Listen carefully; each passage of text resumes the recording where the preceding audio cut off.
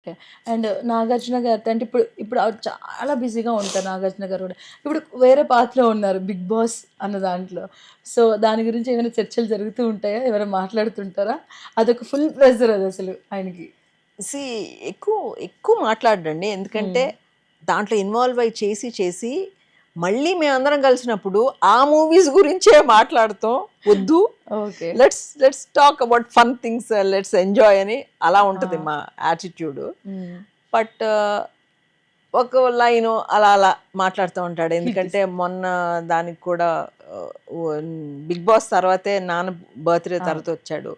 So, actually previous Saturday నేను big boss సెట్‌కెళ్ళాను. Okay. మీరు visit చేసారు దాన్ని. ఓకే. సో, నేనెళ్ళేటప్పటికి చాలా ఒక పక్కన కూర్చొని కాన్సంట్రేట్ చేస్తా ఉన్నాడు.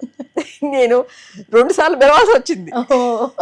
అప్పుడు గాని తెలవాల. That much concentration he needs and he says end of the day నాకు చాలా టైరింగ్ ఉంటది. అవన్నీ హ్మ్. యూ నో బికాజ్ అందులో కూడా ఓన్లీ అది అందులో ఉన్న వాళ్ళకి మాత్రమే అప్లికబుల్ అన్నట్టు ఎందుకంటే చెప్పరాయన. అయ్యో! ప్రతి యాహ్! ఒక్కరికి ఇలా ఉండాలి, ఇలా ఉండాలి. ఈవెన్ బయటైనా కూడా not only in the house. Even yes. Though బయట కూడా ఇలానే ఉండాలి అని అందరికీ ఆలోచించి చెప్తూ ఉంటారాయన. ఎందుకంటే ఇట్స్ హ్యూమన్ ఎమోషన్స్‌తో గదండీ ఇది. హ్మ్. So, it's very tough. అవును. యూనో స్ట్రిక్ట్‌గా ఉన్నప్పుడు స్ట్రిక్ట్‌గా ఉండాలి. పొగిడినప్పుడు పొగడాలి. హ్మ్.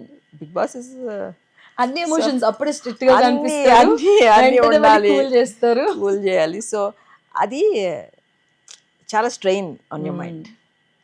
సో, అంతగా ఫ్యామిలీకొచ్చేసరికి అంత స్ట్రెయిన్ తీసుకోరు ఇంకా. ఏం ఇంక మాట్లాడరు. ఎక్కువ మాట్లాడను.